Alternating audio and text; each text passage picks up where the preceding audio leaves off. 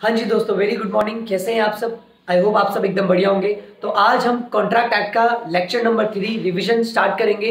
पहले 2 लेक्चर्स में मैंने आप लोगों को बताया कि कॉन्ट्रैक्ट क्या होता है, essence of a valid contract क्या क्या होता है, कब कब कॉन्ट्रैक्ट बनाया जा सकता है, कब कब नहीं बनाया सकता, प्रोमिसर कौन होता है, प्रोमिसी कौन होता है, कब कब वो एक वैलिड कॉन्ट्रैक्ट बना सकता है। माइनर के बारे में मैंने आपको बताया, मैंने आपको अनसाउंड माइंड के बारे में बताया। ये सारी चीजें हमने करी। आज एक नया टॉपिक स्टार्ट करेंगे, दैट इज कंसिडरेशन। हमने essence of a valid contract में पढ़ा था कि consideration must be there, consideration होना चाहिए, without consideration there is no contract. ऐसा हमने पहले की क्लासेस में पढ़ा था। तो आज डिटेल में देखते हैं कि कंसिडरेशन क्या कैश में पे होता है, काइंड में पे होता है, कब कब पे कर सकते हैं, क्या कुछ करने के लिए पे करना होता है, ना करने के लिए पे करना होता है। अगर आधा कंसिडरेशन पे किया तो तब क्या होगा, कंसिडरेशन पे ही ना किया तो क्या होगा, क्या कंसिडरेशन मुझे पे करना है, कोई और भी पे कर सकता है क्या। ये सारी चीजें हम जो क्वेश्चंस में आ सकती है आपके एग्जाम में, वो सारी चीजें आज के लेक्चर में लेके चलेंगे। तो सबसे पहले मैं आप लोगों को बताऊंगा कि वर्ड कंसिडरेशन का मतलब क्या होता है। तो consideration is the amount. Consideration क्या होता है? अमाउंट या फिर एक प्राइस जो कि एग्रीड है या नहीं है, एग्रीड प्राइस जो एक कॉन्ट्रैक्ट के थ्रू एग्रीड कही हुई है, और जो कौन पे करेगा, प्रोमिसी पे करेगा। किसको? प्रोमिसर को। द एग्रीड अमाउंट और agreed price paid by the promisee to the promisor in application of the contract. जो भी उसने कॉन्ट्रैक्ट करने के लिए बोला है उसके बदले में जो पे करता है, उसी चीज को हम क्या बोलते हैं? कंसिडरेशन। बात समझ में आई? ये जो वर्ड कंसिडरेशन है ना भैया, ये इंग्लिश लॉ से फेमस हुआ है। कहां से फेमस हुआ है? English law. Sir English law कौन सा वाला था? ये इंग्लिश लॉ था। कौन सा वाला हमारा? इंग्लिश लॉ का नाम था हमारा, बोलो बोलो बोलो, बताया था, मीसा एंड करी। मीसा वर्सेस करी। इस केस लॉ से हमारा कंसिडरेशन वर्ड फेमस हुआ था। तो कभी भी अगर आपका एक एमसीक्यू आ जाए तो याद रखना, एमसीक्यू में कर सकते हो, वन वर्ड में कर सकते हो, या फिर जब भी आप कंसिडरेशन की डेफिनेशन दो तो आप बता सकते हो कि कंसिडरेशन मोस्टली पॉपुलर हुआ था किस केस की वजह से? इंग्लिश लॉ था, मीसा वर्सेस करी। तो अब हम आगे क्या करेंगे, हम आगे इसको एनालिसिस करेंगे वर्ड कंसिडरेशन का। किसका कंसिडरेशन?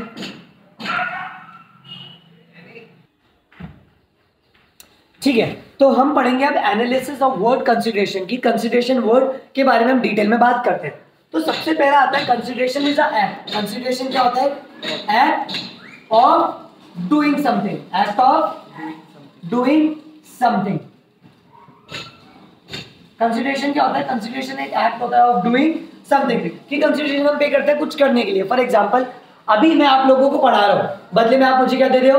फीस दे रहे हो। तो क्या वो एक फीस हमारी कंसिडरेशन है? बिल्कुल है। इन रिटर्न मैं आपको क्या कर रहा हूं? पढ़ा रहा हूं। तो ये कंसिडरेशन है। समझो कि ये मैंने क्लास रिकॉर्ड करके अपने स्टूडेंट के साथ साथ यूट्यूब पे भी पोस्ट करी और उन लोगों के लिए फ्री ऑफ कॉस्ट हो गया।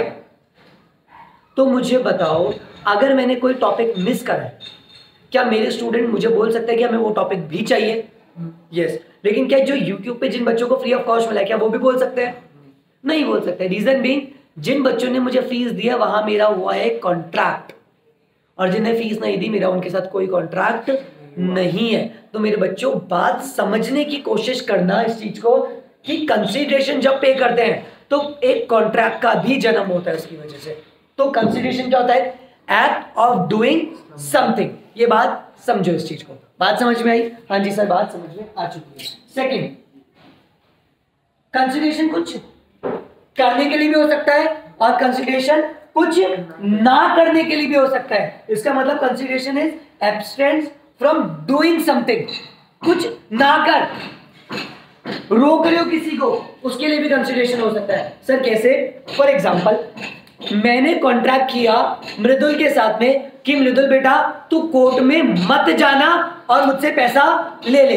देखो क्या करना है, अब कोर्ट में नहीं जाना। तो बताओ मैं पेमेंट किस लिए कर रहा हूं इसको? कुछ ना करने के लिए। तो जब भी हम कुछ ना करने के लिए पेमेंट करेंगे वो भी कंसिडरेशन ही माना जाता है। तो consideration is the act of doing something, और consideration is also act of not doing something. Abstinent, किसी को रोका जा रहा है कुछ ना करने के लिए, तो वो भी आपका क्या बनता है? कंसिडरेशन बनता है। बोलो बात समझ में आई? बात समझ में आई? थर्ड, मुझे बताओ, 2 पार्टी होती है, एक होता है कौन? और एक होता है प्रॉमिसी। प्रॉमिसर कौन होता है? जो प्रॉमिस करता है कि मैं ये काम कर दूंगा। और प्रॉमिसी कौन होता है? जिससे प्रॉमिस कर रहे हैं। फॉर एग्जाम्पल, मैं पढ़ा रहा हूं तो आई एम द प्रॉमिसर, और आप कौन हो?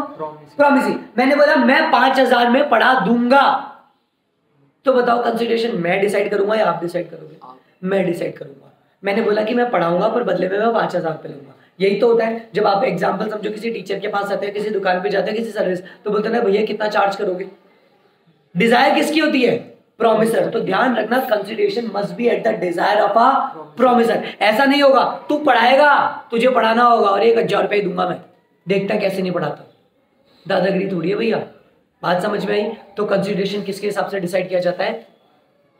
Dzire of the promiser. तो थर्ड पॉइंट आपको जो ध्यान रखना है, consideration must B eight the desire of promiser. बात समझ में आई? कंसिडरेशन किसकी डिसाइड किया जाता है? Dzire of the promiser. बात समझ में आई? एक और चीज, कंसिडरेशन हम किसके लिए दे सकते हैं?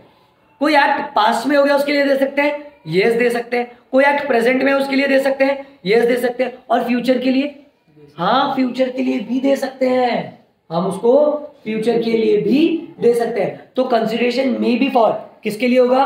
पास्ट। आपने कोई पास्ट में काम किया था, उसके लिए मैंने पेमेंट कर दिया, मतलब क्रेडिट पे काम कराया था। प्रेजेंट के लिए हो सकता है, और क्या फ्यूचर के लिए भी हो सकता है? यस, फ्यूचर के लिए भी कंसिडरेशन आप पे कर सकते हो। तो consideration is must for past, present और फ्यूचर। याद रखना, एमसीक्यू बनता ही है, पास्ट, प्रेजेंट और फ्यूचर। कहीं के लिए भी हमारे लिए हो सकता है। बात समझ में आई? एक और चीज, कंसिडरेशन पे कौन करेगा? कंसिडरेशन पे कौन करेगा? या तो प्रॉमिसी भी कर सकता है और कोई अदर पर्सन भी कर सकता है। जरूरी नहीं है प्रॉमिसी करे। अरे मैंने आपको ट्यूशन पढ़ाया, मुझे फीस कौन पे करेगा? आप कर दो, आपके पेरेंट्स कर दे, आपका दोस्त कर दे, कोई भी आके कर दे, पड़ोसी आके बोलते ये लो मेरे दिल ने पैसा भिजवाया है, मुझे क्या फर्क पड़ता है? मुझे तो मेरा पैसा चाहिए। बात समझ में आई? तो जो कंसिडरेशन है वो मूव करेगा फ्रॉम,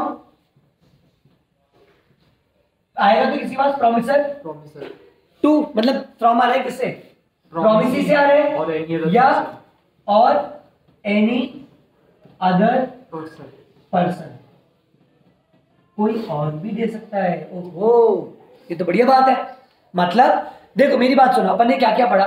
कंसिडरेशन एक एक्ट होता है डूइंग समथिंग, कुछ करने के लिए दिया जाता है। एब्सटेंट ऑफ नॉट डूइंग समथिंग, मतलब कुछ ना करने के लिए भी दिया जा सकता है। कंसिडरेशन पास्ट के लिए भी हो सकता है, प्रेजेंट के लिए भी हो सकता है और फ्यूचर के लिए भी हो सकता है। और हमने क्या पढ़ा?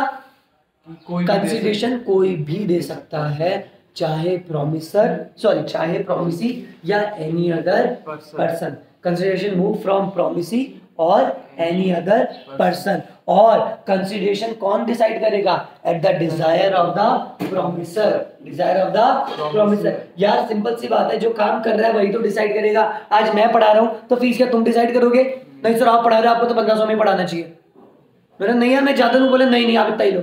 ऐसा थोड़ी है, डिसाइड मैं ही करूंगा। तो पॉइंट याद हुआ आप लोगों को? कौन कौन सी चीजें हमने पढ़ी? For consideration is given for doing something or for not doing something। तीसरा डिजायर ऑफ द प्रॉमिसर। चौथा पास्ट, प्रेजेंट एंड फ्यूचर। पांचवा हमने कौन सा पढ़ा? कि प्रॉमिसी या फिर एनी अदर पर्सन से मूव करेगा। बोलो बात समझ में आई? क्लियर है? बात समझ में आई?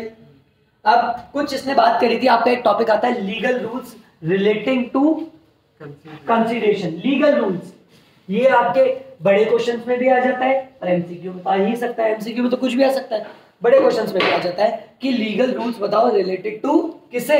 कंसिडरेशन के। तो सबसे पहले ध्यान रखना, consideration must move at the desire of promiser. बात समझ में आई? डिजायर ऑफ द प्रॉमिसर के अकॉर्डिंग मूव करेगा। सेकंड हम कौन सा पढ़ेंगे इसके अंदर? कंसिडरेशन में मूव प्रॉमिसी, वो जो अभी अपन पढ़ के आए हैं, में मूव फ्रॉम प्रॉमिसी और एनी अदर पर्सन। या तो प्रॉमिसी या कोई और भी कर सकता है। बात समझ में आई? थर्ड कौन सा था? must be past, present, can be past, present और future. पास्ट भी हो सकता है, प्रेजेंट भी हो सकता है और फ्यूचर भी फ्यूचर भी हो सकता है, ये भी अपन ने पढ़ लिया था। और नॉट नीड। अच्छा एक क्या कंसिडरेशन का एडिक्वेट होना जरूरी है क्या? Consideration need not to be adequate. क्या मतलब हुआ? क्या मतलब हुआ? बोलो बोलो बोलो। उसका एडिकेट होना जरूरी नहीं है। मतलब कि जैसे घर है 10 लाख का, तो मैं चाहूँ तो मतलब कि अगर कॉन्ट्रैक्ट में अगर वो कोई बंदा 5 लाख में भी दे रखा है ना, जो कि वैसे एडिक्वेट नहीं है, 10 लाख की चीज के 5 लाख कैसे, पर कंसिडरेशन मान ली जाएगी और कॉन्ट्रैक्ट वैलिड होगा। सुनो मेरी बात, जरूरी नहीं है कि कंसिडरेशन आपका हमेशा एडिक्वेट ही हो। फॉर एग्जाम्पल समझो एक घर है जिसकी कीमत है 20 लाख। कितनी है? 20 लाख। उस बंदे को अपनी बेटी की शादी करवानी है, तो एकदम से रिश्ता आ गया और उसको अपना घर बेचना पड़ा, या कोई भी इमरजेंसी केस में उसको अपना घर बेचना है। उस घर की कीमत कितनी है? 20 लाख। पर वो अभी की अभी बेचना चाहता है। बोलता है जिसको भी मेरा घर खरीदना है प्लीज, इट्स वेरी अर्जेंट, जिसको भी खरीदना है प्लीज मुझसे कॉन्ट्रैक्ट करे या कॉन्टैक्ट करे। तो मैं गया और मैंने बोला ठीक है मैं रातों रात तेरा घर खरीद लूंगा, या मैंने उसको बोला थोड़ा टाइम तो दे। बोलता नहीं नहीं आप तो मुझे अभी पेमेंट कर दो, 2 दिन के अंदर अंदर पेमेंट कर दो। मैंने बोला 12 लाख। कितने दूंगा? 12 लाख। उसका घर कितने में बिक सकता है? 20 लाख। पर नहीं बिक रहा ना, क्योंकि वो हैंड टू हैंड बेच सकता है। मैं आपको बहुत अच्छे से मूवी याद दिलाता हूँ। मूवी देखी थी आपने, jolly versus LLB, state versus jolly LLB 2, second part, Akshay Kumar की। उसमें वो अपना चैम्बर बेचता है, 12 लाख का चैम्बर वो 5 लाख में बेचता है। तो उसके अंदर एक डायलॉग आता है, जॉली कुछ और दिन वेट कर दो, इसके बहुत अच्छे पैसे दिलवा दूंगा तुम्हें। 12 लाख का चैम्बर तुम 5 लाख में बेच रहे हो, याद है? था नहीं था? तो क्या जो 5 लाख में बेच रहा था वो कॉन्ट्रैक्ट सही नहीं था क्या? अरे सही था। कंसिडरेशन पूरा होने की जरूरत नहीं होती, कभी कभार कंसिडरेशन कम भी होगा ना, है ना, तो भी चलेगा। आपका कॉन्ट्रैक्ट वॉइड या इनवैलिड नहीं होगा, डिपेंड करता है सिचुएशन टू सिचुएशन। बात समझ में आई? क्लियर है? और इसका रीजनेबल होना जरूरी है। रीजनेबल तो होना जरूरी है भैया, सिंपल सी बात है। अब 20 लाख का कॉन्ट्रैक्ट में 2 रुपए में थोड़ी कर दूंगा, फिर तो मतलब हो गया मैं चीटिंग कर रहा हूँ। ये कॉन्ट्रैक्ट ही नहीं करना चाहता, मैं तो बस फालतू ट्रांसफर करना चाहता हूँ। कंसिडरेशन के नाम पे 2 रुपए दे दिया, क्या कंसिडरेशन है? रीजनेबल होना चाहिए। बात समझ आई? और सर कैसे समझ में आएगा? प्रूफ कर दो। सब कुछ डिपेंड करता है कि कोर्ट में क्या प्रूफ करा जा रहा है। बात समझ में आई? बात समझ में आई? अगला,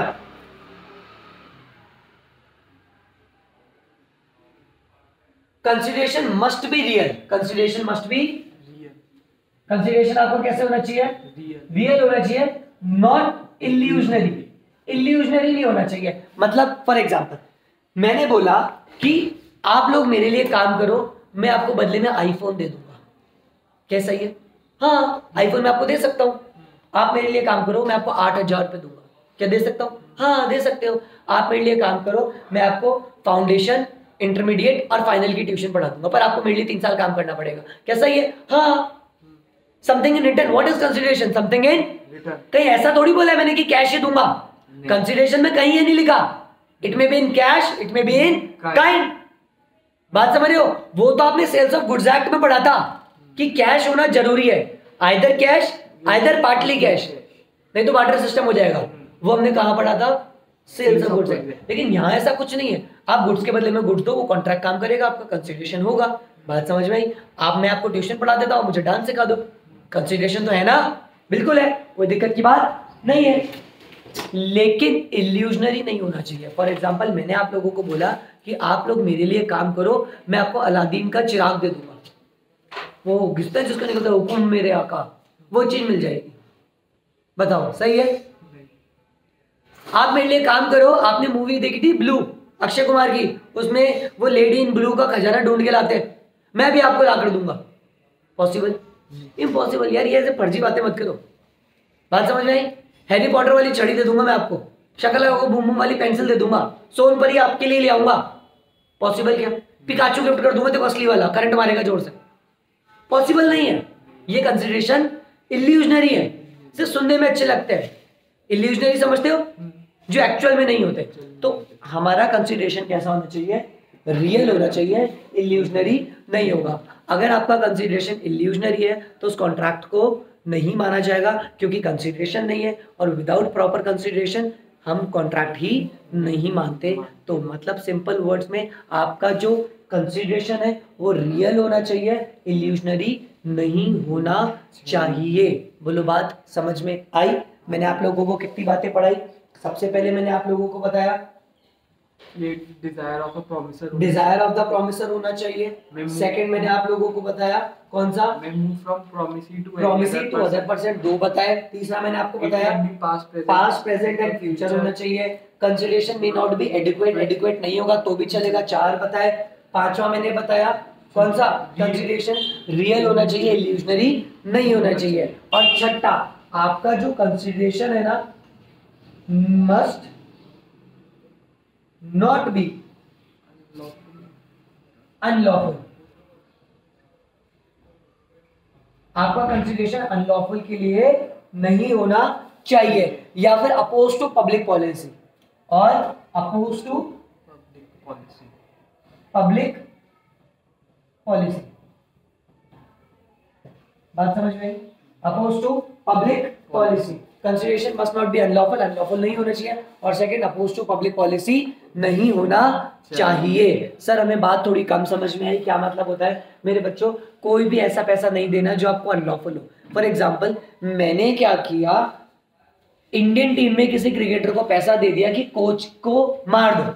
आपको एक याद हो, कुछ टाइम पहले पाकिस्तान का कोच मर गया था, मर्डर केस की बात भी उठी थी, या फिर कोई भी काम मान लो, मर्डर के लिए पैसे दे दिए, तो कंसिडरेशन दे रहा हूँ, प्रॉपर दे रहा हूँ। वो 2 लाख मांग रहा है, मैं 2.5 लाख दे रहा हूँ, बोनस और दे रहा हूँ। बताओ क्या सही माना जाएगा कंसिडरेशन? नहीं। कंसिडरेशन आपका कभी भी अनलॉफुल नहीं होना चाहिए, वो लॉफुल होना चाहिए, मतलब लॉ ने कभी भी उसको गलत डिक्लेयर नहीं किया। बात समझ में आ गई? एक और चीज बताओ, मैंने सट्टे के लिए किसी को पेमेंट कर दिया, किसी को पैसे दे दिए कि किसी प्लेयर को जाके खरीद ले, मैच फिक्सिंग के पैसे दे दिए, तो ये जो मैंने कॉन्ट्रैक्ट करा है मैच फिक्सिंग का, और इसमें जो कंसिडरेशन है, क्या वो वैलिड है? नहीं, वो अनलॉफुल है। वो कैसी है? अनलॉफुल है। बात समझ में आ गई?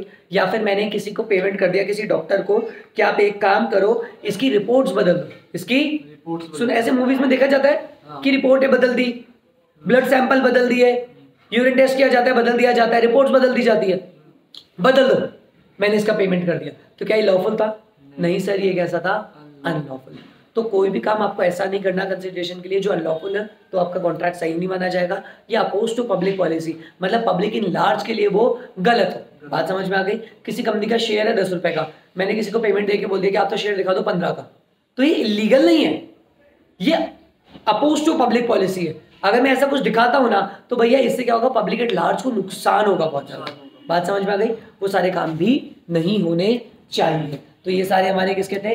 रूल्स रिलेटिंग टू कंसिडरेशन से रिलेटेड रूल्स थे। तो मुझे बताओ, क्या कंसिडरेशन रिलेटेड में आपको कोई प्रॉब्लम है? नहीं, आई डोंट थिंक आपको यहाँ पे कोई प्रॉब्लम होनी चाहिए। कंसिडरेशन के बारे में हमने सारी डिटेल्स के बारे में बात करी। अगला आता है बहुत इंपॉर्टेंट टॉपिक, वेरी इंपॉर्टेंट। यहाँ से एमसीक्यू भी बनने के चांसेस होते हैं, और यहाँ से हमारा मेन क्वेश्चन बनने के भी चांसेस होते हैं। सर कौन सा आता है हमारा? Suit by third party.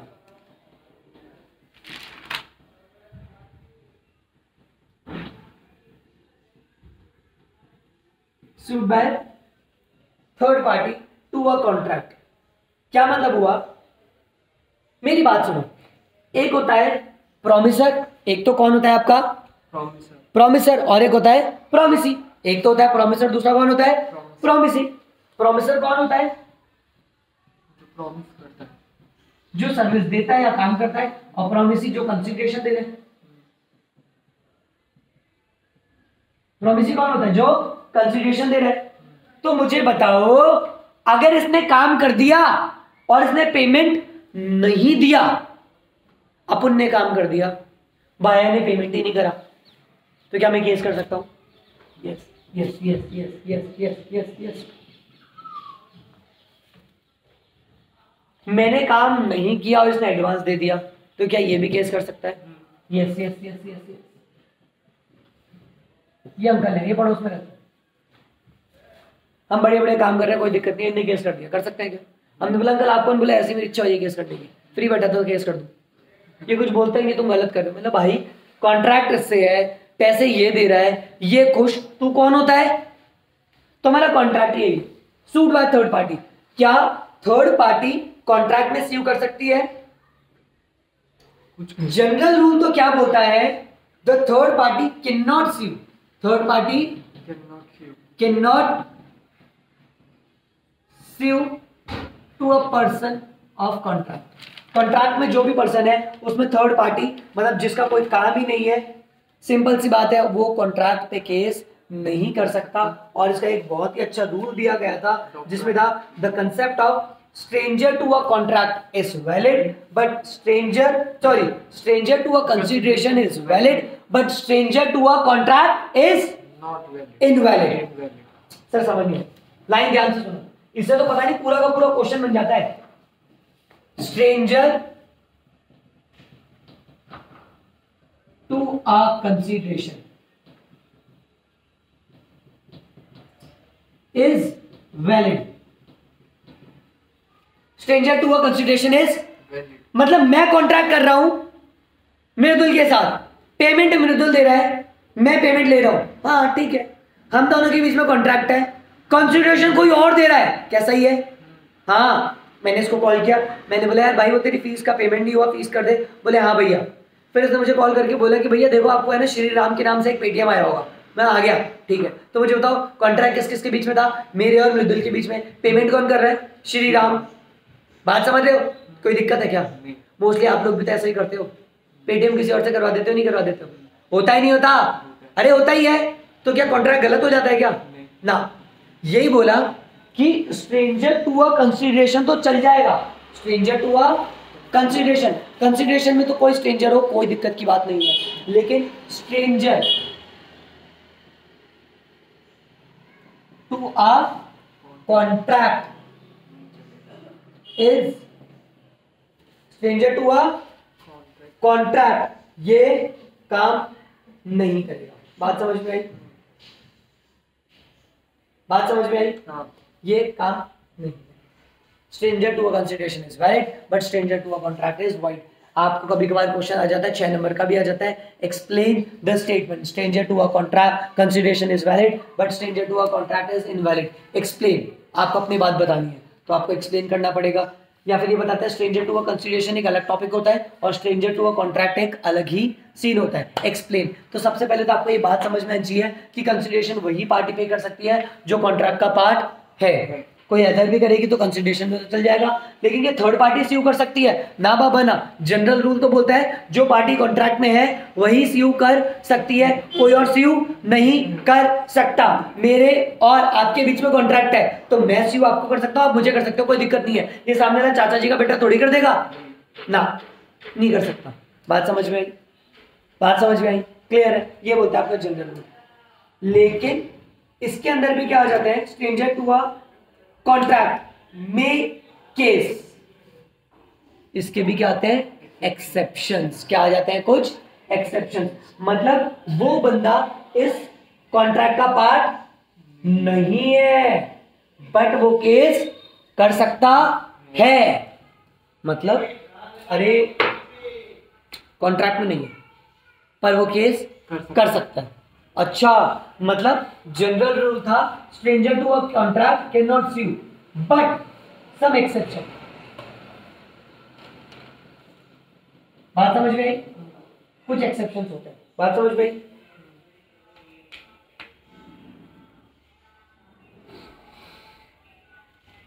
कौन कौन से थे याद है? सबसे पहला इन case of trust. Trust sir वो भरोसे वाला ट्रस्ट? अरे नहीं, ट्रस्ट हमारा कौन सा होता है? सोसाइटी ट्रस्ट होते हैं। सोसाइटी एक्ट ट्रस्ट एक्ट में होता है। इसके अंदर कौन होता है? दो पार्टीज होती है, एक तो कौन हो जाता है बेनिफिशियरी और एक हो जाता है सेटलर। कौन कौन हो जाते हैं? Settlor and trustee. एक तो होते हैं ट्रस्टी और एक होते हैं सेटलर। तो कभी कभार क्या होता है, ट्रस्ट के अंदर कुछ होता है बेनिफिशियरी। कौन होते हैं? जैसे कि मेरा कॉन्ट्रैक्ट था मृदुल के साथ में, मैंने बोला कि मृदुल यार मैं अपने ट्रस्ट की प्रॉपर्टी है ना उन बच्चों के नाम कर दूंगा जिनमें वो आराम से रह सके। वो दीज आर द बेनिफिशियरी। जितना भी तू मुझे रेंट देगा, मेरे रूम में रहेगा, यहाँ पे रहोगे, तो आप लोग मुझे क्या करोगे? पेमेंट पे करोगे। मेरा जितना भी रेंट आएगा ना मैं सारा का सारा किसको पे कर दूंगा? ट्रस्ट को। ट्रस्ट में जितने भी लोग हैं उन लोगों के बेनिफिट में जाएगा। तो मुझे बता अपन दोनों तो कौन होगा? Settlor and trustees. मतलब यहाँ से रिसीव होगा, मुझे रिसीव होगा, कॉन्ट्रैक्ट किसके किसके बीच में? अपन दोनों के बीच में। लेकिन मैंने बोला कि जितना भी बेनिफिट मुझे होगा वो बेनिफिशियरी किसको जाएगा? थर्ड पार्टी उसको। These are the beneficiary. वो कौन हो गए? अपन कौन हो गए? सेटलर और ट्रस्टी। वो कौन हो गए? बेनिफिशियरी। और अगर उनको पेमेंट नहीं मिला तो दे कैन ऑल्सो सीयू। यार कॉन्ट्रैक्ट अपने बीच में, पर वो सीयू कर सकते हैं बिकॉज दे आर बेनिफिशियरी। ध्यान रखो, क्या पहला हुआ नहीं हुआ? तो पहला आता है हमारा कौन सा? इन केस ऑफ ट्रस्ट। कॉन्ट्रैक्ट तो होता है किस किसके बीच में? ट्रस्टी एंड सेटलर के बीच में, लेकिन बेनिफिशियरी भी क्लेम कर सकता है। बात समझ गई? Second, in case of family settlement. बात समझ गई? इन केस ऑफ फैमिली सेटलमेंट। तो क्या फैमिली सेटलमेंट में कोई भी किस पे भी केस कर सकता है? यार याद करो, जब सिंपल सी बात है, एक समय आता है हर घर में बंटवारे की बात होती है, पर कभी भी क्या पार्टी टू कॉन्ट्रैक्ट होते हैं क्या वो? फॉर एग्जाम्पल फादर और उनके 4 बच्चे, कभी उनके बीच में ऐसा कॉन्ट्रैक्ट होता है क्या कि पापा हम आगे जाके आपसे घर मांगेंगे, आपको हमारे को टुकड़ों में करके देना होगा? ऐसा नहीं होता कहीं पे भी। लेकिन अगर समझो एक बच्चे को कम पैसा मिला है तो क्या वो कोर्ट में जाके कर सकता है कि मैं भी इस घर का बच्चा था और बाकी सबके पास ज्यादा पैसा मिला है, मुझे ही कम मिला है, गलत हुआ है मेरे साथ? तो फैमिली कोर्ट जो होगी उसको इंसाफ दिलाएगी। यस, बिल्कुल सही होगा। तो in case of family settlement, in case of family settlement कोई भी person of a family can sue, जबकि वो ओरिजिनली किसी भी कॉन्ट्रैक्ट का पार्ट नहीं होते, बट स्टिल वो स्यू कर सकते हैं। तो ये 2 चीजें हो गई जहां पे आपने देखा कि थर्ड पार्टी भी स्यू कर सकती है। पहला इन case of trust, second in case of family settlement, और इन थर्ड होता है इन case of marriage contract. In case of marriage contract, for example कैसे होता है मैरिज कॉन्ट्रैक्ट में? यार मैरिज तो होती है किस किस के बीच में? पति पत्नी के बीच में। कोई भी दिक्कत आ जाती है, डिस्प्यूट हो जाती है, तो क्या पेरेंट्स भी स्यू कर सकते हैं? यस, कर सकते हैं। अरे करते ही है, पेरेंट्स करते ही है। जब फॉर एग्जाम्पल शादी में खर्चा बहुत ज्यादा हो गया, समझो 2-2.5 करोड़ का खर्चा कर दिया, हो गया, बहुतों लोगों में होता है, और उसके बाद क्या हुआ? इतना दहेज भी दे दिया, जबकि नहीं देना चाहिए, दे दिया समझो। उसके बाद क्या हुआ? 2 महीने बाद शादी टूट गई, तो लड़की वाले क्लेम कर लेते कभी कभार कि हमने इतना पैसा दिया, वापस करो। तो क्या लड़की ही कर सकती है? उसके पेरेंट्स भी कर सकते हैं? पेरेंट्स भी कर सकते हैं। मैरिज भी एक कॉन्ट्रैक्ट होता है, शादी भी एक कॉन्ट्रैक्ट होती है, जिसके अंदर आप क्या कर सकते हो? केस कर सकते हो। एक्चुअल में तो कौन होता है? हस्बैंड वाइफ सादा parties to a contract. Contract तो उनके बीच में ही है। फेरे क्या पूरी फैमिली लेती है क्या? बोले सिंगानिया फैमिली आ जाओ, 100 लोग इधर से आ रहे हैं, 100 इधर, बोलो घूमो सब, चक्कर काटो। फेरे भैया पति पत्नी के ही होते हैं, बाकियों के नहीं होते। तो कॉन्ट्रैक्ट में 2 ही जने आ रहे हैं, बट केस फैमिली मेंबर्स भी कर सकते हैं। तो यही तो है एक्सेप्शन। बात समझ में आ गई? अब एक और सुनना, कोई भी कॉन्ट्रैक्ट एजेंट के थ्रू आया, कोई भी कॉन्ट्रैक्ट एंटर हुआ है थ्रू एन एजेंट, तो मुझे बताओ कॉन्ट्रैक्ट तो किसने किया है? एजेंट। पर क्या मैं भी केस कर सकता हूं? मेरे एजेंट ने बोला कि सर मैं आपका ये मार्कर बिकवा दूंगा, उसने केस कर लिया, प्राइस डिसाइड कर ली 20 रुपए, मेरा एजेंट छोड़ के चला गया, मेरा एजेंट छोड़ के चला गया कहीं दूसरे देश। अब कॉन्ट्रैक्ट किस किस के बीच में बचा है? मतलब मुझे बेचना है क्योंकि मेरे एजेंट ने काम किया, वो पैसा ही नहीं दे रहा, तो क्या मैं केस कर सकता हूँ? अरे कर सकता हूँ यार, गुड्स मेरा है, मेरे ही एजेंट ने तुम्हारे से डील करी है, जबकि कॉन्ट्रैक्ट किस किस के बीच में था? एजेंट ने करा है, एजेंट ने करा है ना कॉन्ट्रैक्ट तो। हाँ। पर क्या हमसे सीयू कर सकता हूँ? मैं भी कर सकता हूँ sue, that is third party भी सीयू कर सकती है। और एक और चीज इधर ध्यान से सुनना, ये वाला इंपॉर्टेंट है, अगेन क्वेश्चन एग्जाम में बनता है। मेरे घर के पास में एक पार्क था, मेरे घर के पास में एक पार्क था, मैंने वो पार्क खरीद लिया। तो जब गवर्नमेंट ने मुझे पार्क बेचा ना, तो गवर्नमेंट, यार पार्क तो गवर्नमेंट ही बेचेगी, गवर्नमेंट ने वो मुझे पार्क बेचा ना, तो गवर्नमेंट ने पता क्या बोला? देखो ये जो डोर है ना, ये कभी बंद नहीं होनी चाहिए, पार्क आप खरीद लो, पार्क आप खरीद लो, लेकिन ये डोर कभी बंद मत करना सर, ये डोर कभी भी बंद मत करना। ठीक है, ये पार्क आपका ही है, पर ऐसा नहीं कि आप इसको बंद करके रखो, आप इसको ओपन करके इतना, बच्चे आएंगे वो थोड़ा टाइम खेल के चल जाएंगे, और बाकी आप अपने हिसाब से यूज़ करो, प्राइवेट पार्टीज करो, कुछ भी करो, लेकिन है ना अपनी डोर कभी बंद मत करना, ठीक है। सेकेंडली बोला सर ये जो पार्क है ना, इसकी जो बाउंड्रीज है ना, ये हमेशा पेंट रहेगी पिंक कलर से। सब प्लीज इसका कलर आप चेंज नहीं करवा सकते, क्योंकि पूरी कॉलोनी में एक ही पार्क है, आपने इतना सारा पैसा दे दिया, हम आपको आपके नाम भी कर देते हैं। दो चीज का ध्यान रखना, पहली चीज तो क्या थी, गेट कभी क्लोज मत करना, और सेकंड इसका पिंक कलर कभी हटना नहीं चाहिए, हमारी पिंक सिटी है तो सर इसका पिंक कलर है ना। और थर्ड, आप ये जितनी भी बाउंड्रीज है ना, इसको और बढ़ा नहीं सकते। ये बाउंड्री 8 फीट की है, 8 फीट हाइट कितनी है, 8 फीट। आप इसको कभी 80 फीट करके ऐसे एकदम बिल्डिंग नहीं बना सकते सर, वो काम मत करना। बाकी आपको जो चढ़ना है वो करो, आप 500 लोग आके रहो, आप यहीं पे सो, खाना बनाओ, झूले लगवाओ, अपनी फैमिली को झुलवाओ, पूल बनवाओ, सब आपको जो करना है करो, बट इन 3 बातों का ध्यान रखना। ये कॉन्ट्रैक्ट किस किस के बीच में हुआ, गवर्नमेंट और मी, मतलब मेरे बीच में, सरकार ने मुझे ये किया। अब क्या हुआ, आगे जाके मैंने 10 साल तक तो ये काम करा, कोई दिक्कत नहीं थी। मैंने ये गार्डन बेच दिया, समझो ईश को, मैंने ये गार्डन किसको बेच दिया, ईश को।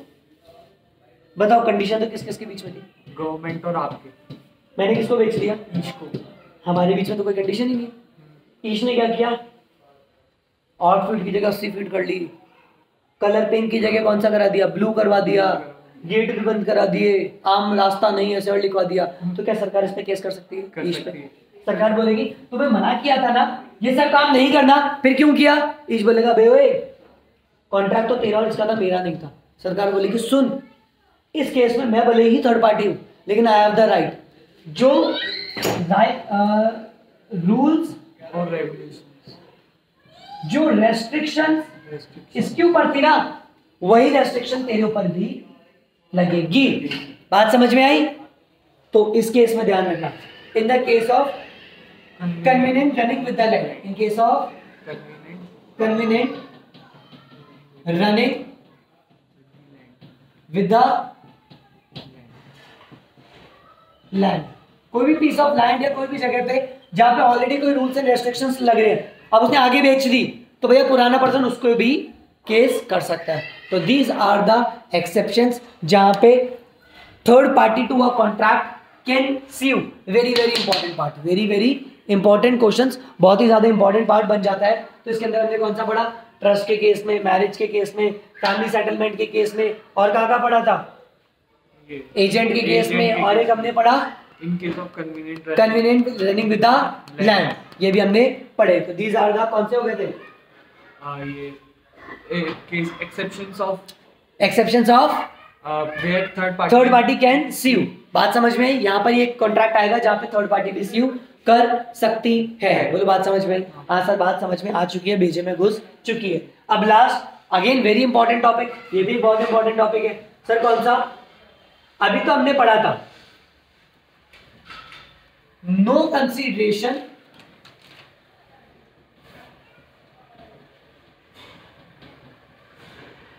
Equals to no contract,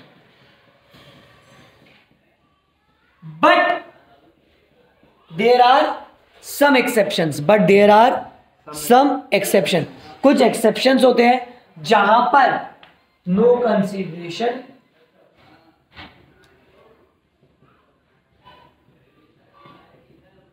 still valid contract,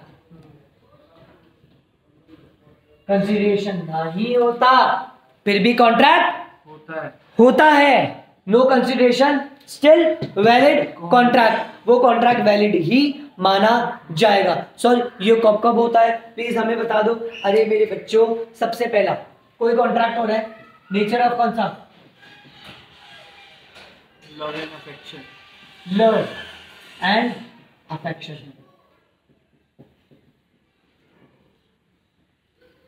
बात समझ में आई? तो पहला वाला कौन सा हो जाएगा, इन case of nature and affection. अब इसके अंदर क्या होता है, फॉर एग्जांपल मैं बताऊं क्या होता है, जैसे हस्बैंड एंड वाइफ होते हैं, बात समझ में आई? तो उनके बीच में जब झगड़ा होता है वो अलग अलग हो जाता है, फैमिलीज अलग हो जाती है, टूट जाती है, तो क्या उनके बीच में कुछ कॉन्ट्रैक्ट होता है? क्या तू रहेगी तू अलग और मैं तेरे को खर्चा देता रहूंगा, होता ही है। वाइफ को खर्चा दिया जाता है, ठीक है, या कुछ पार्ट दे दिया जाता है। तो मुझे बताओ कोई कंसिडरेशन रिटर्न में आता है? आपको रहने के लिए घर दिया गया तो पत्नी को क्या उसको किराया देना होता है? नहीं भैया, उसको अलग से मिलता है। बात समझ में आई? लेकिन इसकी कुछ कंडीशंस होती है। सबसे पहला क्या होता है?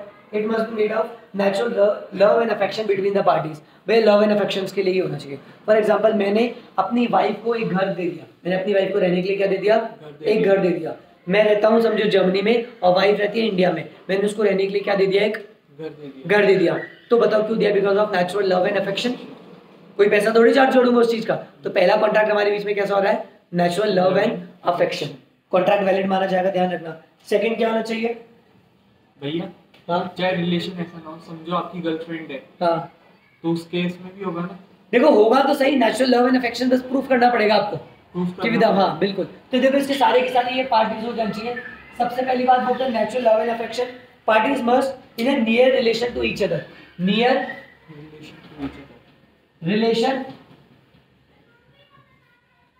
To each other. Third point, जो भी आपका कॉन्ट्रैक्ट होगा it must be in writing. अभी तक तो हमने पढ़ा था कि ओरल ओरल भी कॉन्ट्रैक्ट मान लिए जाए थे, लेकिन जब नेचुरल लव एंड अफेक्शन का केस होगा तो सबसे पहली बात नेचुरल लव एंड अफेक्शन होना चाहिए, एक दूसरे से रिलेशन में होने चाहिए, और थर्ड राइटिंग। अननोन को दे दिया ऐसा थोड़ी होगा। फिर अब ये नहीं बोलोगे उस लड़की को दिया, हाँ सर 3 दिन पहले गर्लफ्रेंड बनी थी, ऐसा नहीं माना जाएगा। ये तो सिंपल सी बात है, मैं प्रूफ कर दूंगा आप झूठ बोल रहे हो। कुछ आप गलत कर रहे थे उसी वजह से आपने ट्रांसफर किया है। बात समझ में आ गई? एकदम प्योर होना चाहिए सब कुछ, कॉन्ट्रैक्ट एकदम pure. Natural love and affection होना चाहिए, near relation with each other होना चाहिए, इट मस्ट बी राइटिंग, और it must also be registered under the law. ये लॉ में भी रजिस्टर्ड होना चाहिए। बात समझ में आई? और अगर आप ऐसा करते हो तो इससे क्या होगा? आपका मान लिया जाएगा। बेस्ट एग्जांपल, एक हस्बैंड ने क्या किया? रजिस्टर्ड एग्रीमेंट किया, प्रॉमिस टू पे अर्निंग हिज वाइफ। मतलब सिंपल सी बात बोली कि जो भी मैं कमाऊंगा ना उसका 40% मेरी वाइफ जो दूसरी सिटी में रहती है मैं उनको ट्रांसफर कर दूंगा। तो क्या कॉन्ट्रैक्ट वैलिड है?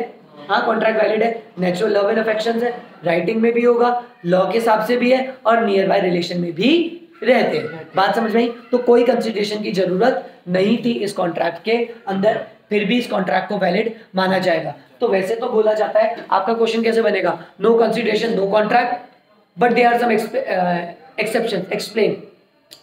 सबसे पहले आप बताओगे कंसिडरेशन क्या होता है? समथिंग इन रिटर्न, ठीक है। फिर आप उसको बताओगे अच्छे से, जो मैंने आपको बताया था इंग्लिश लॉ वाली बात। फिर आप बताओगे जनरल रूल तो बोलता है नो कंसिडरेशन नो कॉन्ट्रैक्ट, कोई कॉन्ट्रैक्ट नहीं होगा without consideration, but there are some exceptions. कौन कौन से होते हैं? सबसे पहले आप बताओगे natural love and affection. Second हो जाएगा compensation for past voluntary services, consideration for past voluntary services. एक मैंने आपको बताया था कौन सा? टाइम बार्ड सर्विसेज बताया था। क्या होता है टाइम बार्ड सर्विसेज?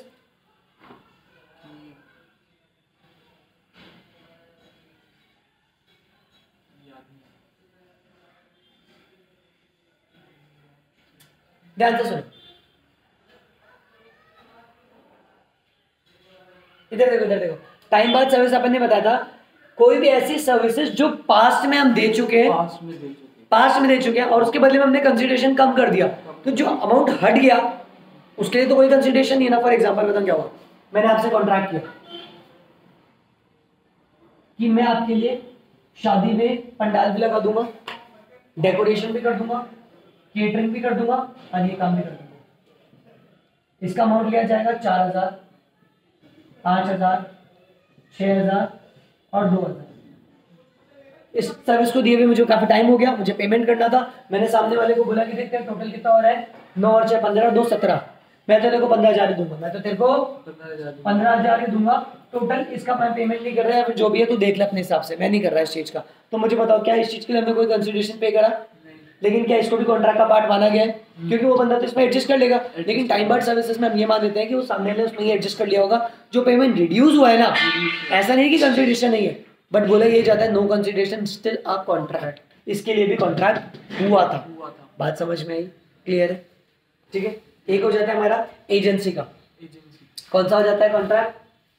एजेंसी। और कौन सा हो जाएगा?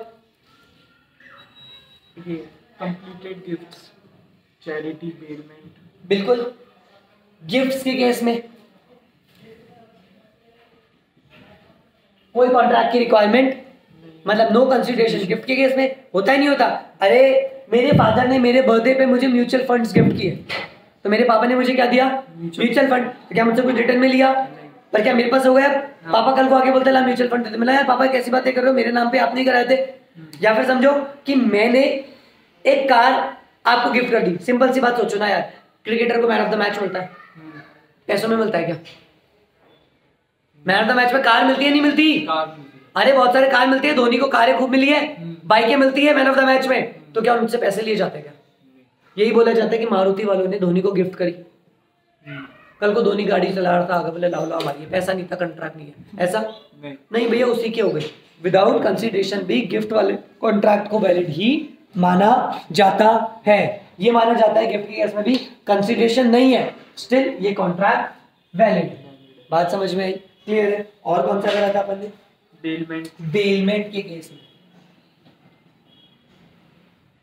एक बात की थी अपन ने, चैरिटी के केस में। किसके केस में? चैरिटी।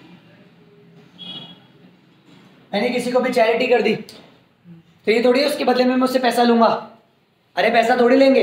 फॉर एग्जांपल समझो कि हमने किसी अनाथालय में जाके बच्चों को सबको स्वेटर दे दिए, ये क्या था? चैरिटी थी। हमने पैसा छोड़ो, हमने कुछ गिफ्ट और दे दिए, ये क्या थी? चैरिटी थी। बस हमने फ्री में जाके पढ़ा दिया। या मैंने किसी एनजीओ में जाके कॉन्ट्रैक्ट कर लिया कि इन बच्चों को एजुकेशन मैं दूंगा मेरी साइड से, कोई पैसों की जरूरत नहीं है, जितना भी अमाउंट होगा वो कौन पे करेगा? मैं पे करूंगा, खर्चेगा और उनको पढ़ाऊंगा भी मैं। तो क्या बदले में मैं कैश ले रहा हूँ उनसे? कैश नहीं ले रहा, बट स्टिल मुझे पढ़ाना पड़ेगा। हाँ, क्योंकि मैंने कॉन्ट्रैक्ट भी कर लिया। Without contract still, without consideration still contract valid माना जाता है। बात समझ में आई? क्लियर है? इसको बोला जाता है no consideration but still a contract is valid. बात समझ में आई?